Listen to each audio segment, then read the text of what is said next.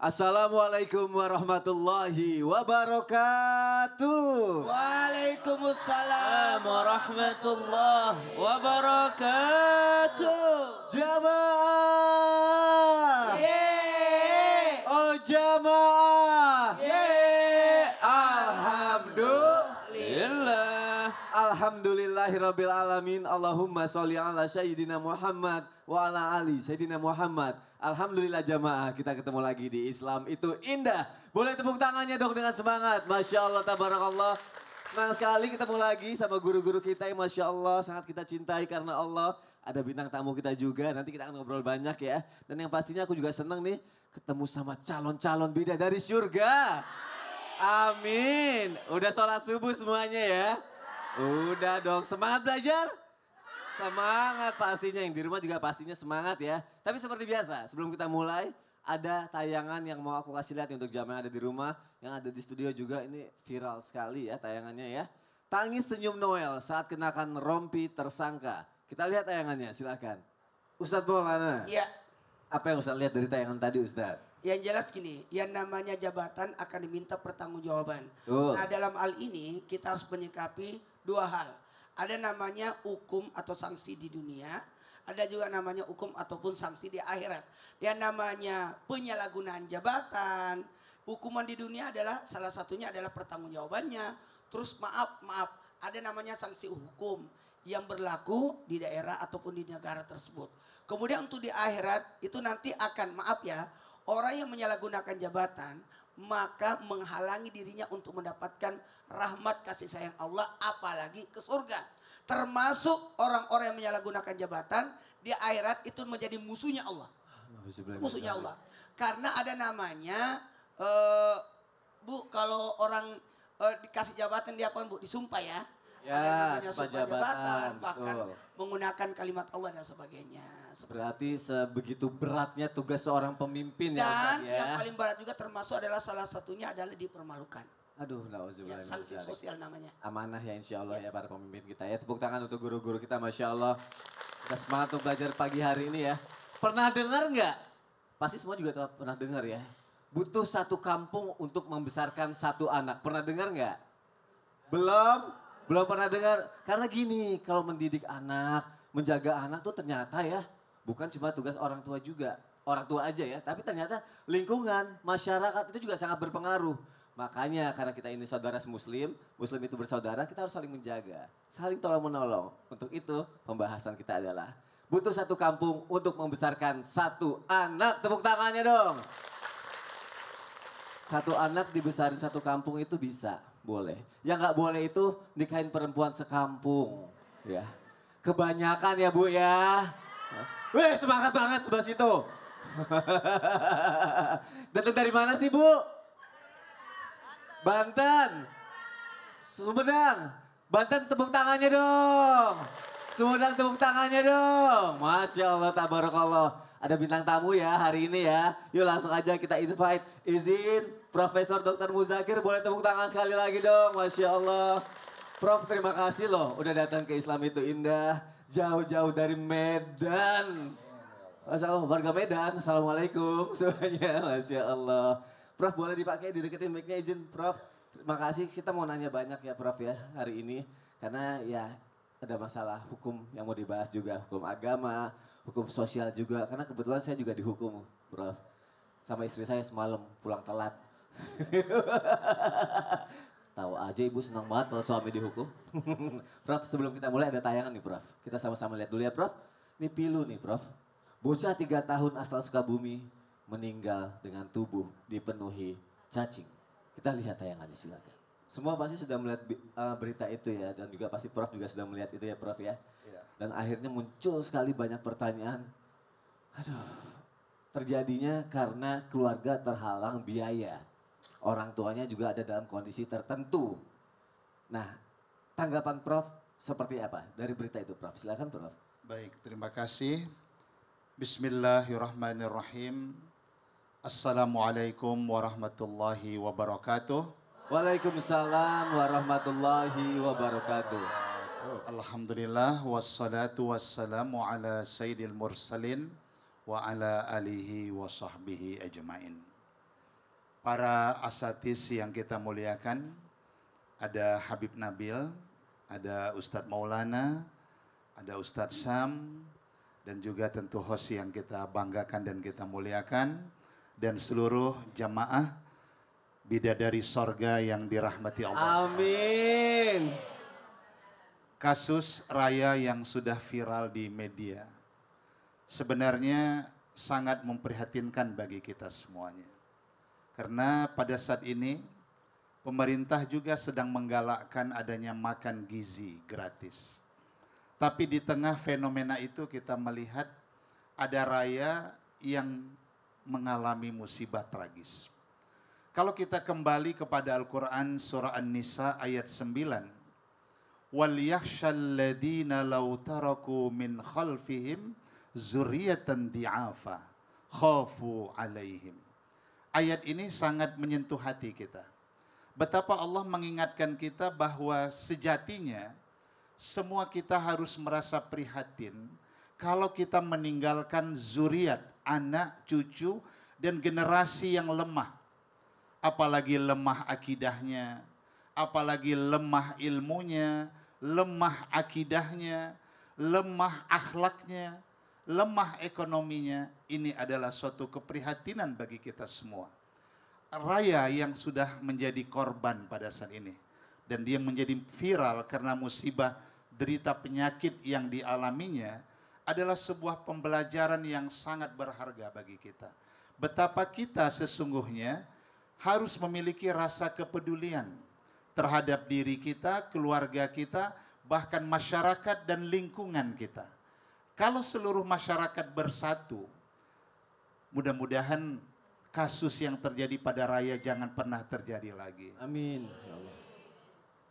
Oleh karena itu Bapak Ibu sekalian, jamaah, pemirsa, dalam konsep Islam itu anak adalah amanah dan anugerah yang terindah.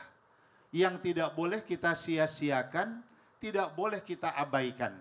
Tetapi kita sangat berkewajiban memberikan rasa cinta dan kasih sayang kepada mereka.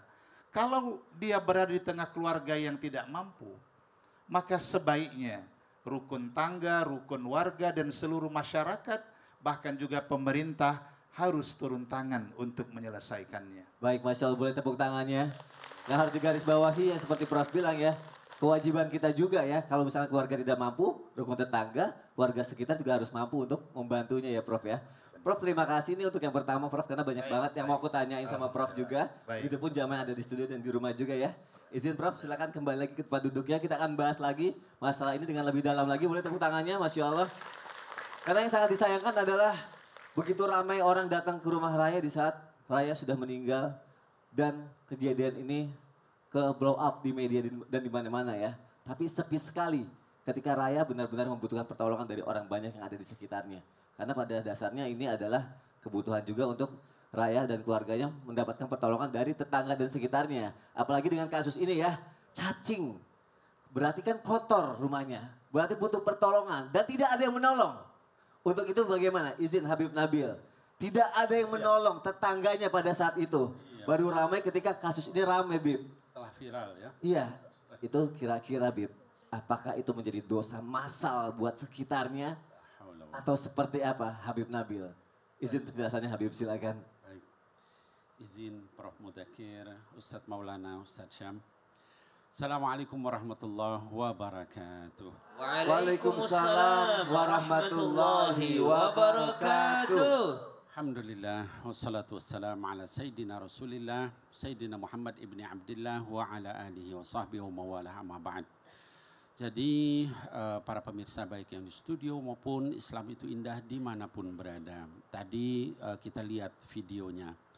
Bahkan yang sangat mengharukan kita adalah kondisi Raya tadi, orang tuanya pun juga bukan orang yang sehat ya. Ayahnya dikatakan kena penyakit TBC, ibunya juga punya gangguan jiwa. Ini luar biasa ya, tanggung jawab masyarakat sekitar ya. Ada satu ayat ya di surah An-Nisa ayat ke-36. Allah menyebutkan di situ urutan orang-orang yang bertanggung jawab. Ya kata Allah, wabil walidaini ihsana. Yang pertama adalah orang tua.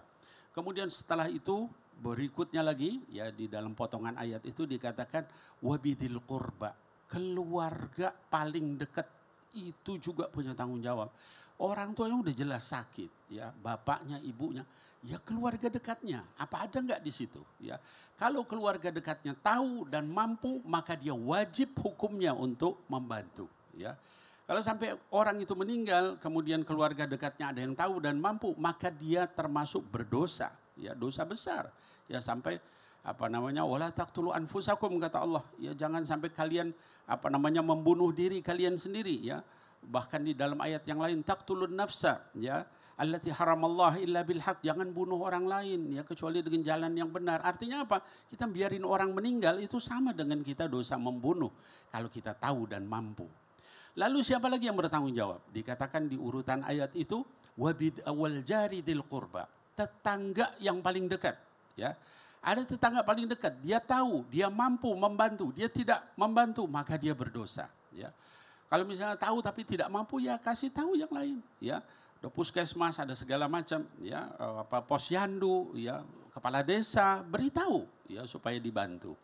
Kemudian yang terakhir dalam ayat itu wal jaril junub ya, dan juga tetangga yang jauh. Baru kemudian wasahibi bil jam, baru teman yang jauh. Nah jadi kaum muslimat sekalian, tolong kita ya di dalam bermasyarakat itu kita sensitif ya. Jadi Mas Soni sensitif terhadap tetangga, terhadap orang sekitar kita, keluarga terdekat kita. Kenapa? Kalau enggak kita ikut kena dosanya. Ya Allah, apalagi kita makhluk sosial ya Bib ya. Betul. Masa kita gak peduli kayak gitu. Masa gak peduli. Berarti kita kena dosanya juga. Jadi dosa massal untuk sekitarnya gitu juga Bib. Betul, kalau tadi tahu, mampu. Tahu, mampu dan tidak mau membantu. Tidak mau membantu. Auzubillahi. Terima kasih Habib Nabil Sama-sama, untuk penjelasannya. Boleh tepuk tangannya untuk guru-guru kita. Masya Allah, tabarakallah. Karena semuanya juga banyak yang tahu ya kasus Raya ini. Tadi sudah disebutkan juga orang tuanya mengalami kebutuhan khusus, Rayanya tidak mampu, tidak bisa berobat. Akhirnya warga yang sekitar juga akhirnya kurang peduli terhadap lingkungannya juga. Untuk itu Ustadz Syam, guru-guru kita tadi sudah menyebutkan kalau adanya kepedulian itu penting sekali, toleransi juga penting sekali. Betul. Masyarakat juga tahu, tapi tidak mau membantu gitu. Nah, cara menumbuhkannya gitu, rasa empati masyarakat terhadap saudara sekitarnya itu bagaimana Ustadz Syam? Baik, penjelasannya Ustadz. Siap, Habib, Pak Prof, guru kami Habib Nabil, Ustadz Maulana, para alim ulama yang dimuliakan Allah Subhanahu wa taala. Berhati tapi tidak peka, bertelinga tapi tidak mendengar, bermata tapi tak melihat. Ba'da qul a'udzubillahi minasyaitonir rajim.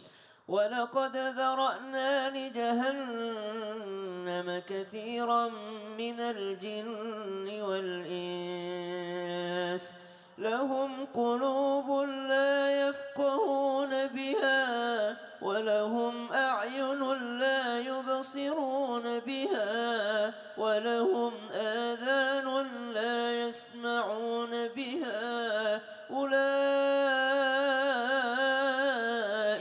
كالأنعام بل هم أضل. Ternyata Allah Subhanahu wa taala sudah memperingatkan di dalam Al-Qur'an surah Al-A'raf bahwa kebanyakan daripada penduduknya jahanam itu dari jin dan manusia. Kenapa? Sebenarnya sudah dikasih modal hati oleh Allah tapi tidak peka dengan hatinya. Dikasih modal mata oleh Allah tapi tidak mau melihat dengan matanya. Terlalu sibuk melihat yang jauh melalui sosial medianya. Ternyata tetangga dekatnya ada yang kelaparan. Terlalu sibuk melihat yang jauh di sana dilihat, ini di sana ada orang kena begini, di sana ada orang kena begini. Ternyata tetangganya sendiri kelaparan. Bukankah Nabi SAW dengan segala kesempurnaannya sudah mengajarkan kita tentang keutamaan tetangga? Wallahi la yu'min, wallahi la yu'min, wallahi la yu'min. Demi Allah tidak beriman, tidak beriman. Siapa ya Rasulullah yang tidak beriman? Orang yang tetangganya tidak selamat daripada musibah yang disebabkannya. Subhanallah. Kadangkala ada yang bakar sampah, asapnya nyakitin paru-paru bayi di samping. Kadangkala ada yang naruh sampah, baunya menyakiti tetangga. Subhanallah, jangan itu. Di kota parkir mobil sembarangan, orang buru-buru, ternyata mobilnya menghalangi jalan. Subhanallah, maka butuh kepekaan. Apa yang bisa dilakukan supaya bisa peka? Simpel-simpel aja deh. Coba, kita kalau lihat notifikasi HP, lumayan seneng tuh. Orang kalau ketemu kasih notifikasi, ketemu orang beri salam. Supaya apa? Supaya mengakrabkan diri. Ada orang subhanallah kalau orang gak senyum duluan, dia juga gak mau senyum. Padahal yang duluan memberi salam itu pahalanya subhanallah besar. Dijanjikan oleh Nabi SAW. Bukankah orang kalau berjalan ke masjid disunnahkan pulang dengan jalan yang lain? Kenapa coba alasannya? Biar langkahnya lebih banyak. Biar lihat tetangga yang susah. Oh gitu. Iya. Kalau itu aja terus selalu merasa, oh aman tetanggaku aman. Oh, makanya benar. sunnahnya berjalan ke masjid itu melewati jalan yang lain. Karena yang disebut tetangga, mayoritas imam mengatakan 40 rumah atau yang satu masjid denganmu. Makanya pakai jalan yang lain pulangnya supaya lihat ternyata di belakang masjid ada orang kesusahan. Ada raya yang sedang sakit. Menumbuhkan rasa empati juga ya Ustaz ya. Subhanallah. Terima kasih Ustaz, saya boleh tepuk tangannya dong. Masya Allah, tabarakallah. Karena empati itu bisa dibilang sebagai jembatan untuk menghubungkan hati manusia ya. Dengan adanya empati berarti adanya sisi kemanusiaan dalam diri kita. Kalau nggak ada empati bukan manusia, cuma makhluk sia-sia. Kita lanjutkan lagi nanti ya. Dengan tema kita butuh satu kampung untuk membesarkan satu anak. Tetap di Islam itu Indah. Jamaah, alhamdulillah.